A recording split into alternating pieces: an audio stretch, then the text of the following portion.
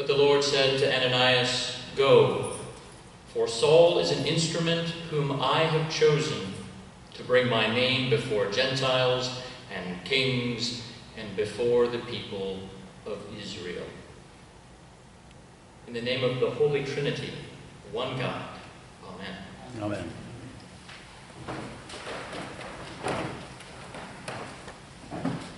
When was the last time you really thought about the Apostle Paul, or Saint Paul, or Saul, if you wanted to call him by his first name? Through all the letters to all the emerging churches scattered around the ancient Mediterranean, he talks to us almost every week. His very own voice is constantly in our ears, like a persistent spouse, or even a top 40 pop song when your daughters persuade you, cajole you to change it from all classical 89.9 to Z100.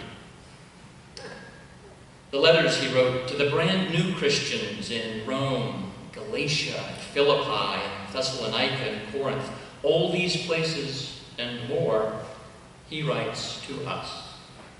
He writes to you. So why is it that we don't feel like we know him better?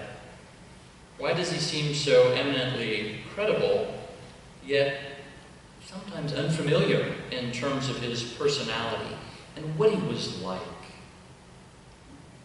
The story of Acts this morning is about how the Pharisee villain Saul, Paul of Tarsus, was called by God through the voice of Jesus to become a Christian, a minister, and an apostle for the faith. It is the story of the road to Damascus. It is a story that informs how we might think about our callings in life, how we are called, and about how the spiritual life, this road to Damascus, is a journey that is ongoing and that never ends.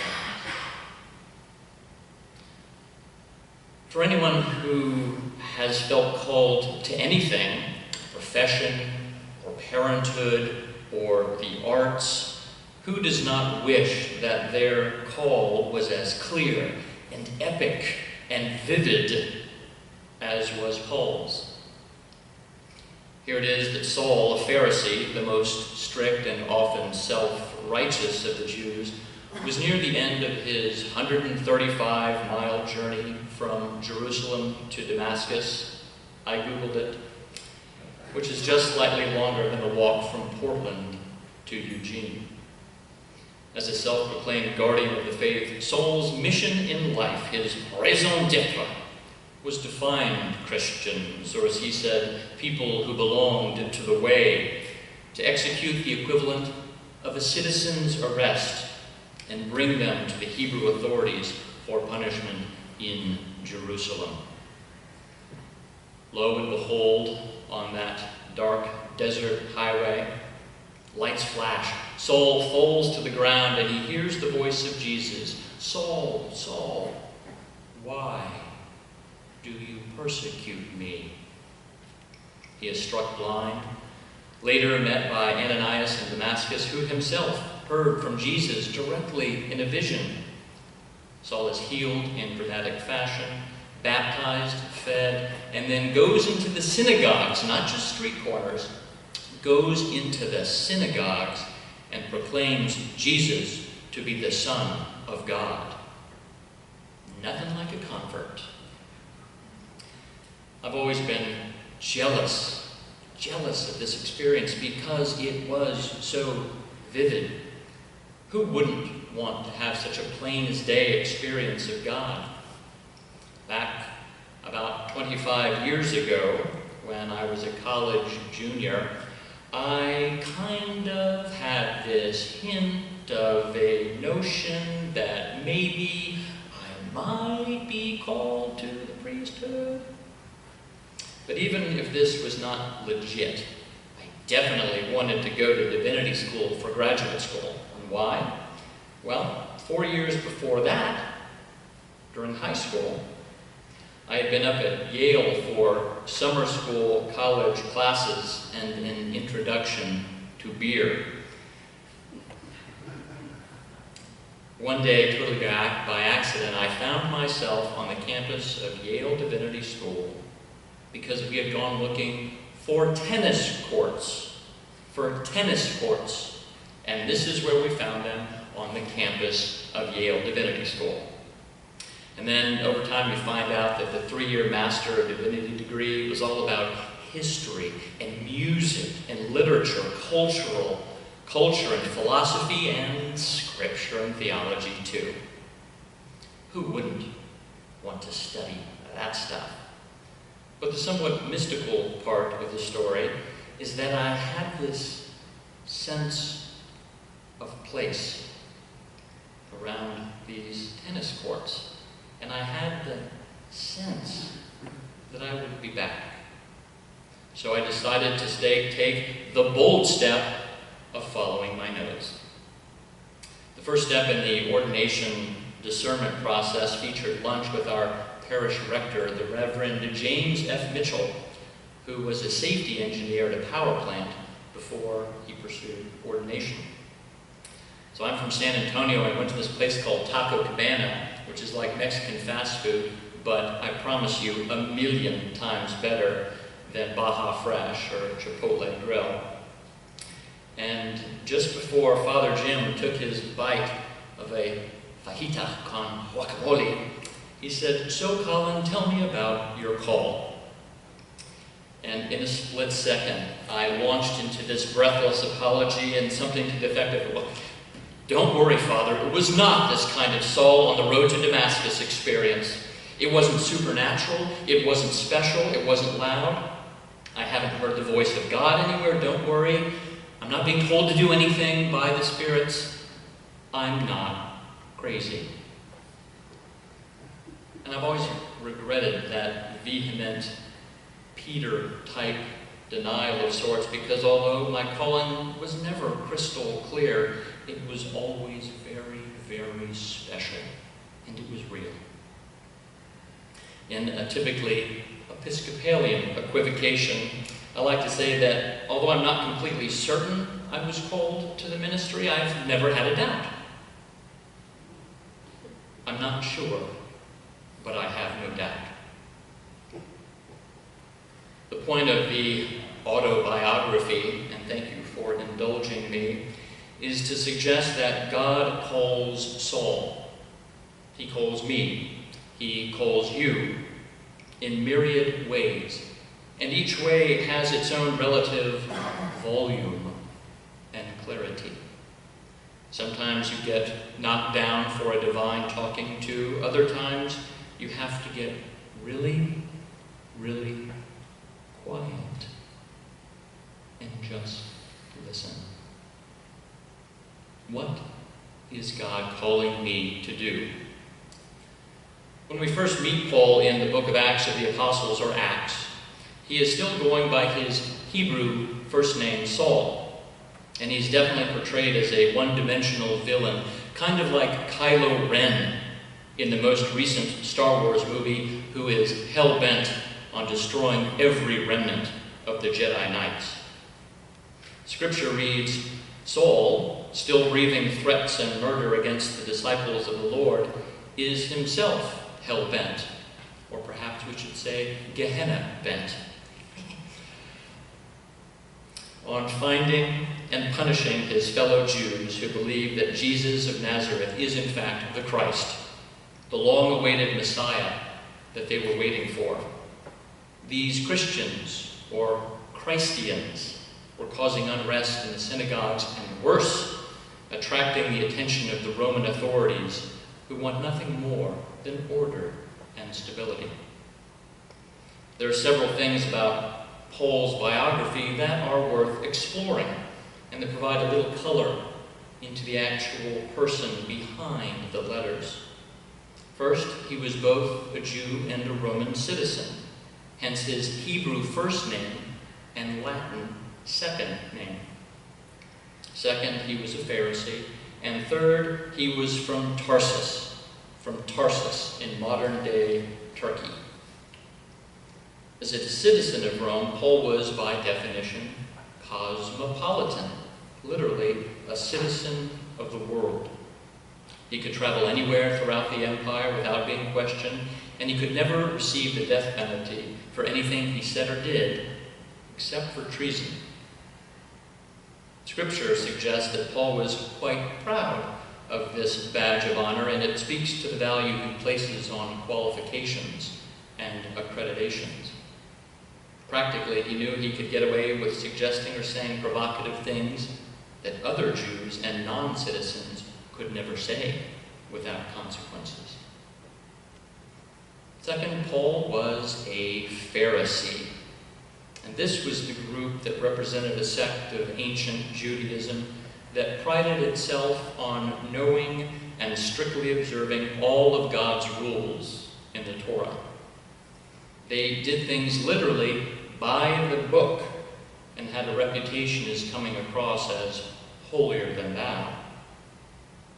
I think we can all recognize these personality types, for they represent a kind of religious OCD, obsessive-compulsive disorder. And you know the type. Tidy, good. Messy, bad. They're meticulous, disciplined, detail-oriented. They plan the work and work the plan. There's only two ways to do something, the right way and again.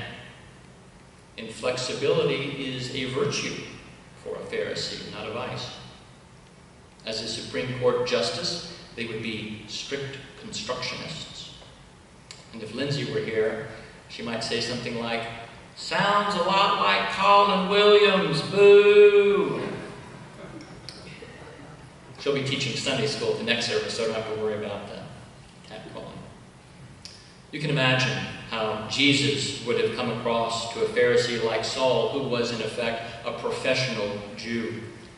Imagine Saul's reaction when he heard the story about Jesus in his home synagogue in Nazareth, quoting from the prophet Isaiah, talking about the coming Messiah, and Jesus saying, "Today the scripture has been fulfilled in your hearing." Paul would have been apoplectic. He asked, "Who in the Gehenna does this young punk think he is?" And so it became Paul's mission to find and bind all these new Christians who were so utterly disruptive. Third, Paul is from Tarsus. This means something because Tarsus means something. Tarsus was no rinky-dink town in Asia Minor, modern-day Turkey. Rather, it was in its time a business and cultural hub. Much of the export trade that needed to get from central Turkey or Asia Minor to the Mediterranean had to go through Tarsus. And no doubt, different languages were spoken here, and people of different colors and shapes and sizes. So to be from here, like Saul was to be worldly, savvy, multicultural. And despite being a professional Hebrew, he must have felt very at home among the diversity of Greek and Roman culture, and he probably loved it. Recall Paul's famous words to his Christian audience in the Greek city of Corinth. "To the Jews I became a Jew in order to win the Jews. To those outside the law I became as one outside the law. To the weak I became weak, that I might win the weak. I have become all things to all persons, so that I might save some. And I do it all for the sake of the gospel, that I may share in its blessings." We like to make the joke that John the Baptist is the last person to invite to a dinner party because he would talk about religion and politics, and he'd pipe about all the wine, and he'd criticize you for the car that you drove up in. And it would also be weird to sit next down to a smelly guest wearing a Speedo bathing suit or something like that. But St. Paul might have been the perfect guest. He could talk to anyone about anything. History and music and culture and philosophy and even scripture and even Jesus. How ironic is it that God transformed one of the most rigid and doctrinaire people in the world into someone willing and eager to adapt, to meet people where they were, not where he insisted they should be, to be all things to all people, so that they might draw closer to the holy. Of all the ministries that we do, ordained people and lay people, any people, I think that hospital chaplaincy is one of the most special. Our uber-bright seminarian, Andy McQuarrie, will be doing his clinical pastoral education, CPE, soon, and it reminded me of my summer CPE in the early 90s, where I served as one of the hospital chaplains at the Baptist Memorial Hospital in San Antonio. The unique thing about hospital chaplaincy is that every hospital room, in fact, every bedside, is a totally and completely different world. There's no distance greater than the 6 feet between hospital beds, despite the curtain. In my high school, like most, there were a variety of different groupings, but no exclusive cliques per se. And for whatever reason, I was never a part of one particular group, but I was one of the only people who could float among all of them, fitting in, but never quite belonging. The flip side of being able to fit in anywhere is that you belong nowhere. It was a little bit like that old voice impressionist Rich Little. Remember him, the man of 1,000 voices, who one time said that sometimes he didn't know what his own voice sounded like. This Pauline uber adaptability could be a blessing, but also very lonely. And my biography and sense of calling really started to make sense, almost like on the road to Damascus in the hospital chaplaincy. It was a hospital chaplain. As a hospital chaplain, moving from room to room, from bedside to bedside, connecting with all sorts and conditions of people daily and hourly, entering their worlds, listening to their ideas, helping them discern all the feelings inside them at that tenuous time in their life. It was then that I felt like I was where I belonged. This was what I was supposed to do with my call. Finally, there are certainly plenty of faithful Christians who don't care much about Paul the theologian, or Paul the church consultant, or Paul the social commentator. And as someone said, whom I asked what they thought about Paul, she said, well, he's just so first century, which he is. But he remains, for us, an example of how we are all called in different ways. He's an example of how God uses our sometimes not pretty and awkward biographies to make apostles who don't fit the mold, but who can touch the diversity of humanity, warts and all. And finally, Paul's walk with Jesus did not end when he was healed in Damascus. It was just beginning.